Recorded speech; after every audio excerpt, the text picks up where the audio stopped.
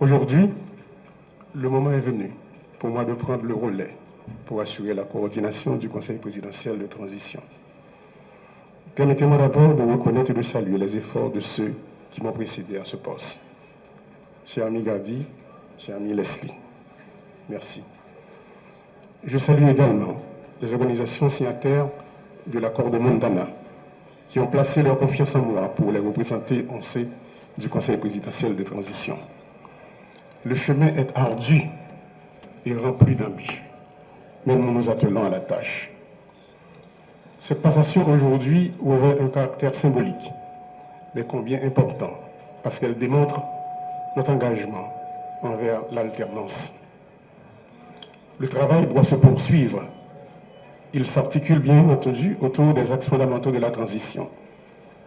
La question sécuritaire, la gouvernance, le redressement économique et les élections.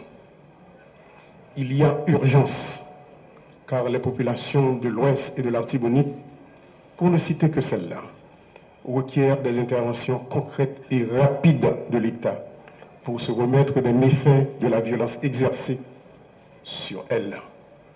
Nous tenons à saluer leur courage.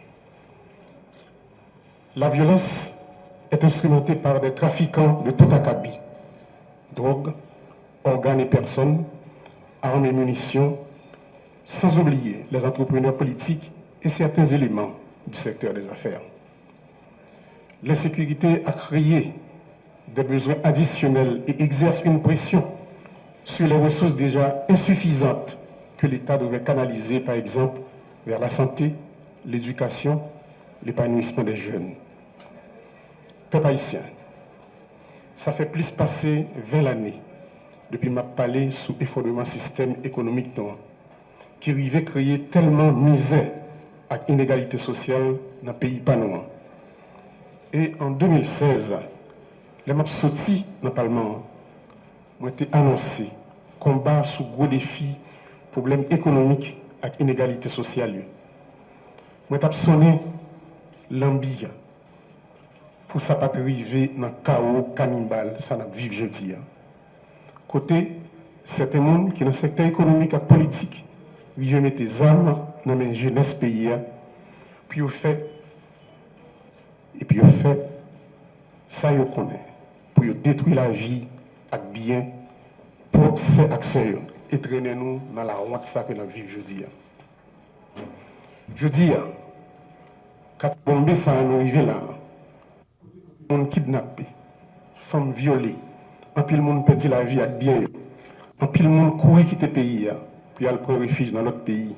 Nous obligés à dépenser en pile l'argent d'acheter balles et examens pour lutter contre gangs criminels toute qualité.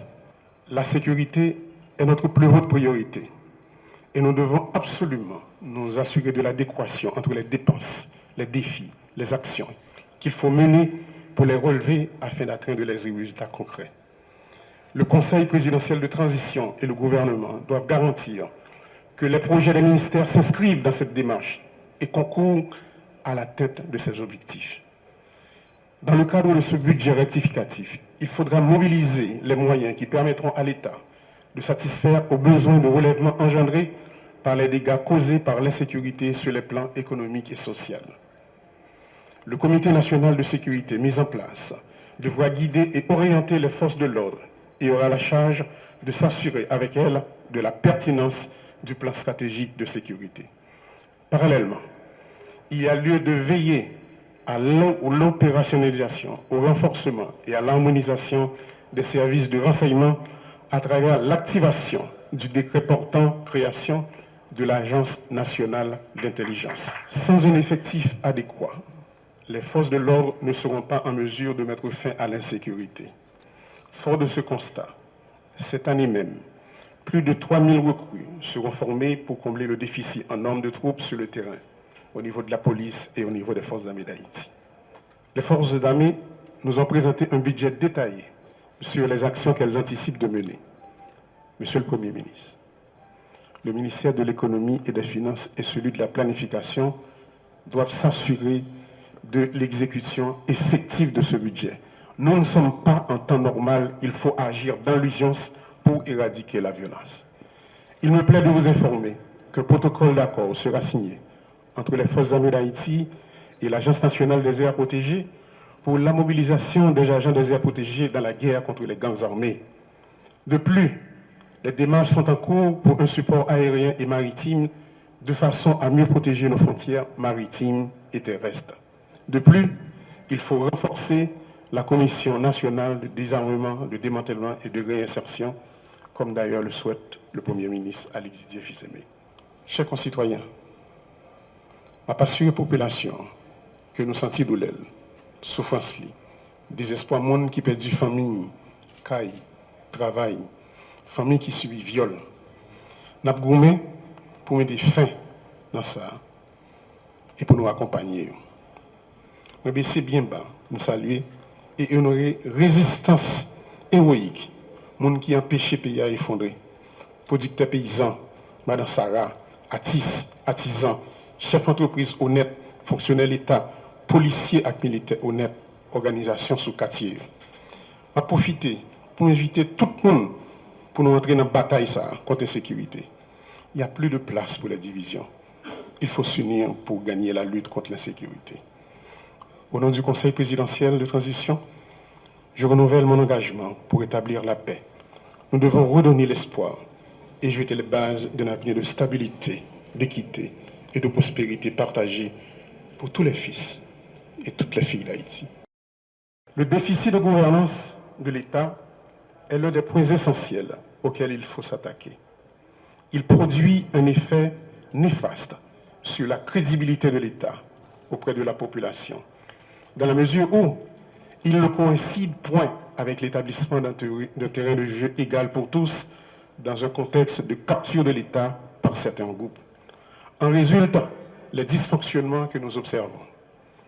Je crois fermement au rôle que doit jouer l'accès à l'information dans la promotion de la bonne gouvernance. Des mesures concrètes seront initiées pour la mise en place d'un système d'information ouvert au public sur les actions des différentes institutions de l'administration publique.